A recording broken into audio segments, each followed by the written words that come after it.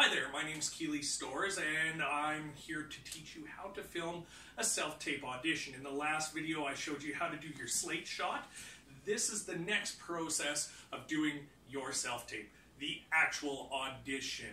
So we'll jump right into this, we'll get it going really quick and fast here. And by the end of this, you should have a pretty clear understanding on what it is you need to be doing to submit your audition, how to frame your shot, how to present yourself in the audition, as well as what forms of media you can use to submit your self-tape audition. So we'll jump right into this. The first thing you're going to need when you're doing an audition is your sides. These will be sent out to you from the casting agent or your personal agent, and they're going to be the scene that you're going to be auditioning for. It's going to give you a character breakdown, you're going to have an idea, and it's probably just going to be a small little clip of the script with your character, an important vital scene that's going to show major emotion or something that they're really looking for out of that audition. The sides, you can print them out. The best idea is to have them memorized for your audition, but if you can't, totally understandable. It's usually a short time frame between the time you get your sides and the time you have to audition, usually within about 24 to 48 hours, and sometimes that's not long enough to audition or to memorize your lines. So it's okay to have those in your hand or some other way of being able to read off of them if you lose your place in your lines.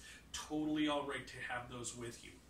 Now, included in those sides are going to be the other lines of the other characters in that scene.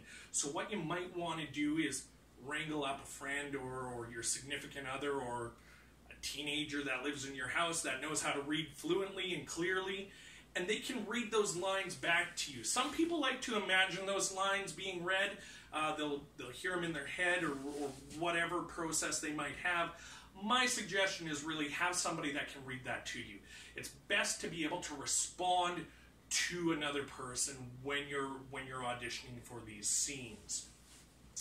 So now that you know what your sides are, we're going to talk about the tools you're going to need to actually film this audition. Very similar to your slate shot, there's not much different here.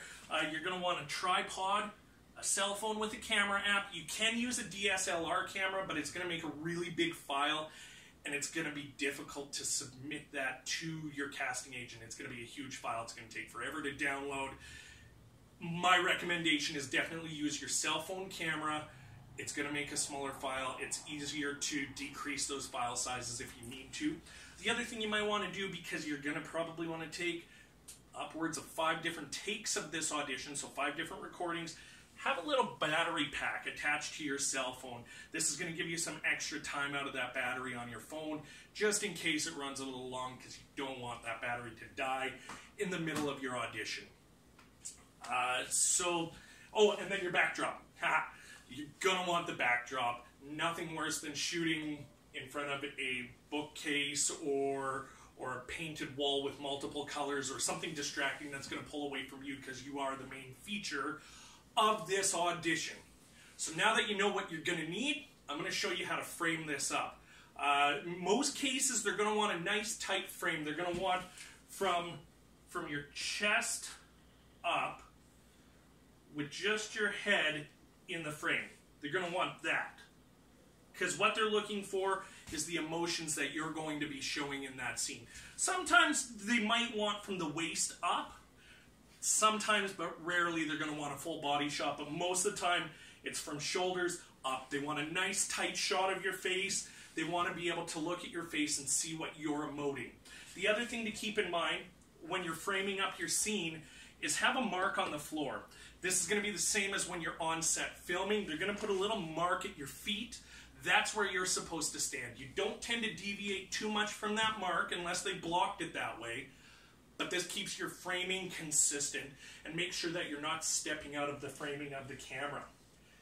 If you do step out, you're going to notice it when you're reviewing your scenes and you're going to want to redo those.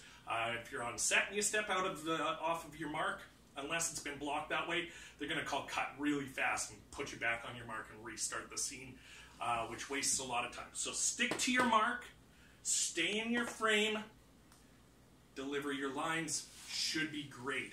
Now, the other thing that you're going to want to make sure that you're following in filming your audition is your characterization. You're going to get that from your sides. You're going to know who your character is for the most part.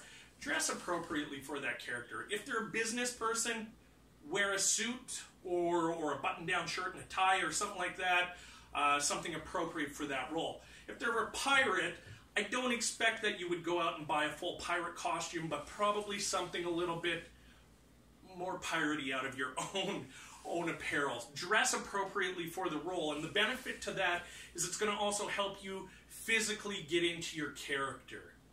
If you're not physically representing that character and you don't look that character, it makes it really hard for the casting agents to be able to look at your video and get an idea of whether you are actually the right person for that role, which is going to suck because it's going to hurt your chances of getting that role. So make sure that you've studied your character, you've studied your lines, and you know who it is you're playing. You have a really good, solid concept of who they are. Some people like to go in and create a backstory for them, even though there's probably a backstory created for that character, but you don't know it yet because you haven't seen the full script.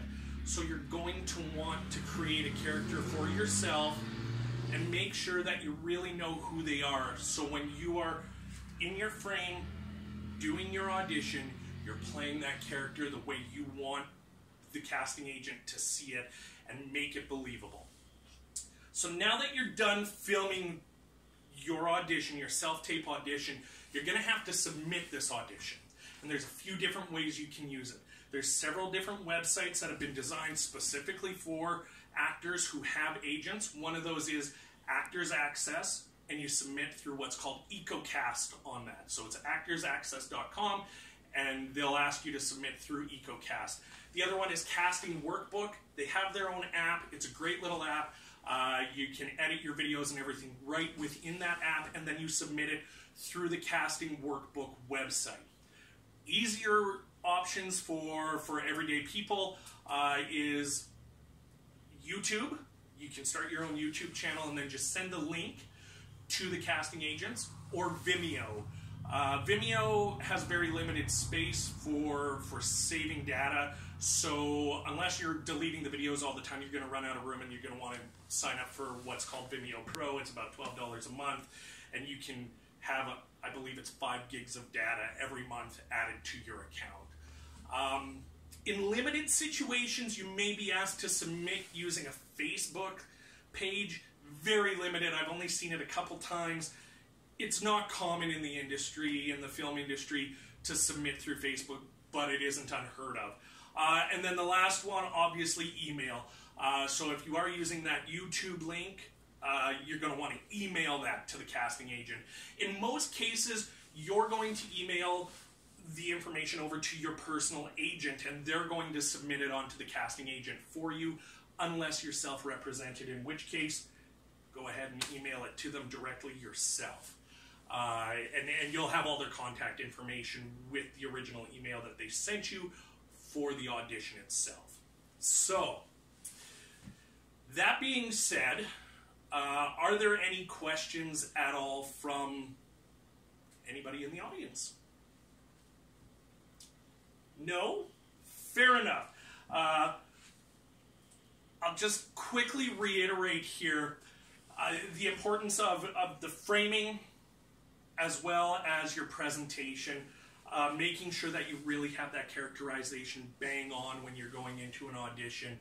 If you go in playing a character different than what you've been sent and asked to audition, you're not going to get the role. Odds are you're not even going to get a call back. Your audition's probably not going to even be fully viewed. Really make sure you have your character figured out. And then framing, make sure you're following what the casting call is saying in your sides. Make sure that if they say they wanted head and shoulders, tight shot, that you do that. Because if you do a full body shot, it's going to miss what they're looking for in that audition. It's so absolutely crucial that you get those two things right. As far as your lines, you don't have to have them memorized. It's great to show if you do. If you have them memorized, that's awesome. But presentation and framing, more than anything else, are so absolutely vital and important to get those right every single time. This is what will land you that role, is showing them that you can follow instructions and you can play the character that you're auditioning for. If you can't do those two things, odds are you're not going to get the role. So that's it. That's how to film a self-tape audition. I hope you've learned something productive here. Thank you.